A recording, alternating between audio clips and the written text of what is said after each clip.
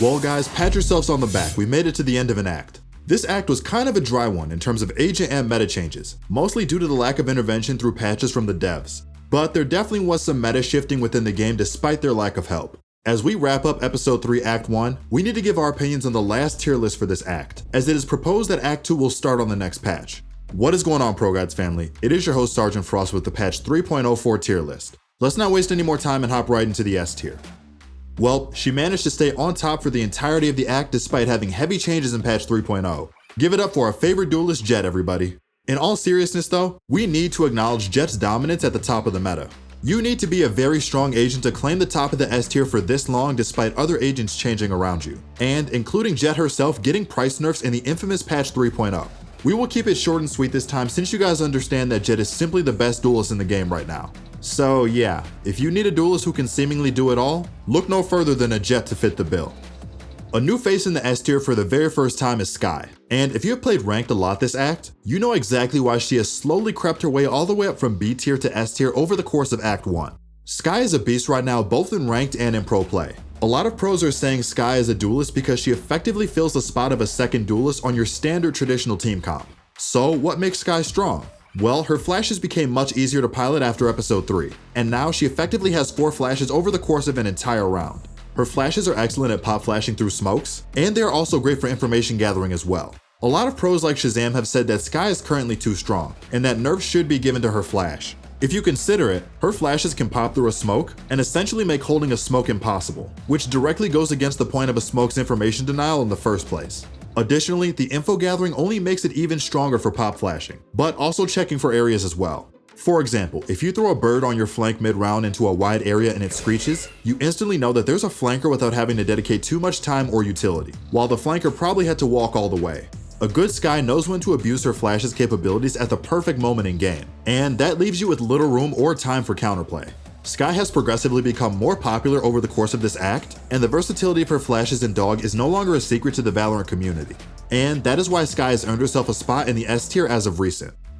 Viper is still the best controller in the game currently for episode 3.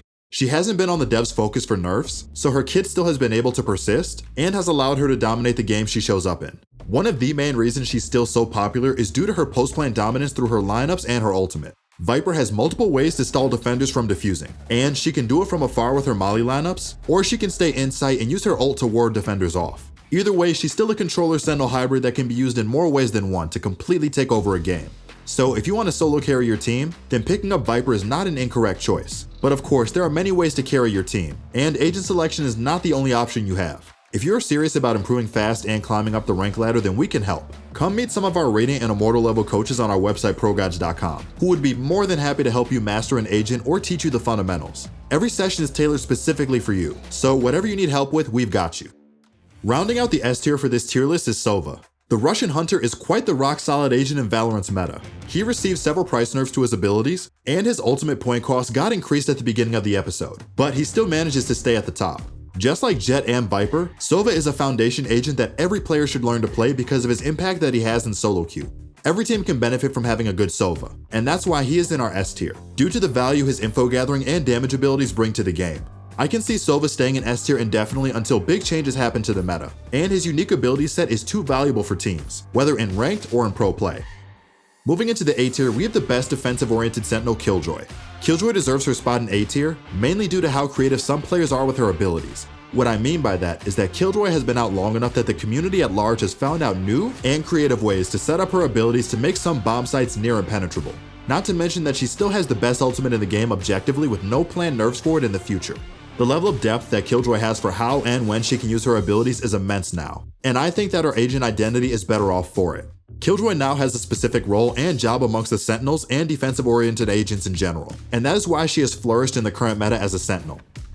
Next up in the A tier is Sage. Sage is still a very solid pick in the meta, despite Skye picking up her healing duties with her rise in popularity. Sage's heals are definitely being challenged by Skye's heals in the meta, but Sage still fills a distinct role in the meta with a wall that no other agent can come close to replicating, and her Revive ultimate seals the deal on her supportive utility.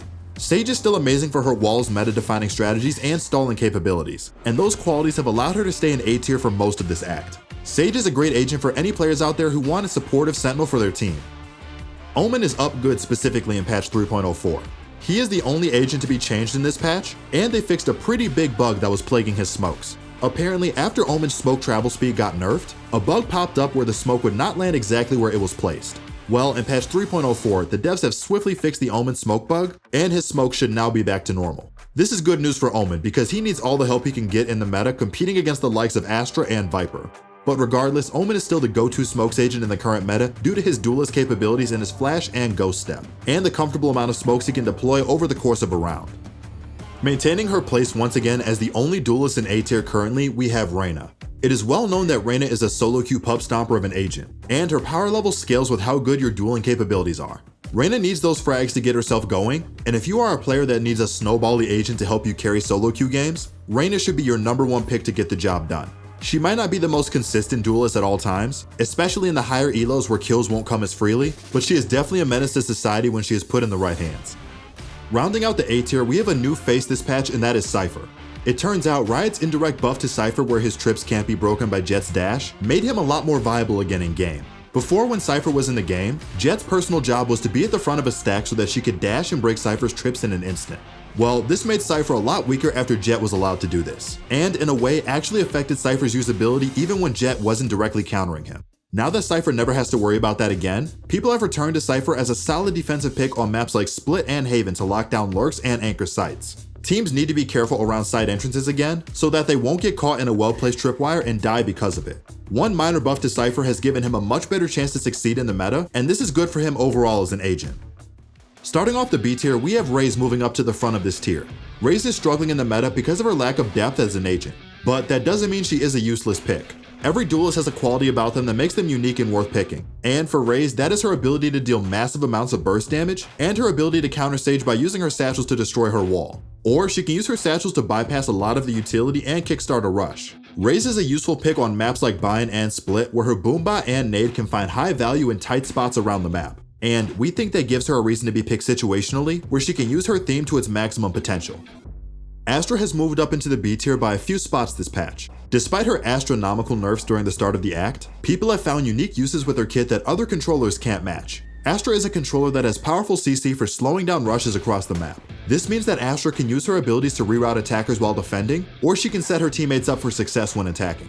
We all know this already, but one factor that has really made Astra shine lately is how pros have studied great ways to use her ultimate to an amazing effect. For example, Astra is used on Haven and Split commonly not only because of her star's upfront value, but because her ultimate makes certain retake and post-plant situations exceptionally hard for the enemies, and the ways it's been utilized have only evolved as the meta developed. So she is still very much alive in the meta and gaining power through player knowledge. Falling down in the B tier even further this patch is KO. It hurts to see, but KO is just not cutting it currently. KO is struggling in the meta right now, and it's finally time that we accept the killer robot might not be the pick. Part of this might be due to a lack of understanding with KO, and part of this could also be how Skye and Sova are so much more useful at the moment. While some of the enthusiasts still believed and hoped to see him in pro games, he isn't a very popular pick even in coordinated play, and we think this is happening because he requires a lot of adaptation to use on a team well. His abilities don't have a very practical theme, and that causes him to be very weak when alone, and his team play uses are currently still an enigma. As such, it's hard to judge how good he can be potentially, but he is still currently not doing so well practically. Once again, Phoenix is still struggling in the meta this patch. He didn't lose his job as the main entry to KO like we thought he would, but he can't compete with the fast-paced play that Jett, Reyna, and Renes bring. Phoenix is good at doing things like scouting and clearing corners with his flashes, mollies, and ultimate, but he still can't create space as fast or as safely as the other duelists can. Phoenix is usable, but there are definitely much better options if you're looking for a reliable and hard carry duelist. Brimstone at the moment is the worst of the controllers, but he does have some uses. Like we've said in the past, Brimstone's biggest selling point of his kit is his post-plant prowess through his molly and ultimate. His smokes are still the best, and his molly is now the longest lasting molly after Viper's snakebite nerfs. Yet it also has to be noted that there's really little extra you can do with Brimstone as well. If you pick Brim, just know that he really excels in one style of gameplay, and sometimes a ranked game might call for more than you just sitting back and launching your abilities across the map. Starting off the C tier, we have Breach. Breach is not an objectively bad agent. Breach's main problems lie in the fact that his kit relies way too much on your team playing off your stuns and flashes. And we all know from playing solo queue that a lot of players aren't the most cooperative vocally or in the way that they play.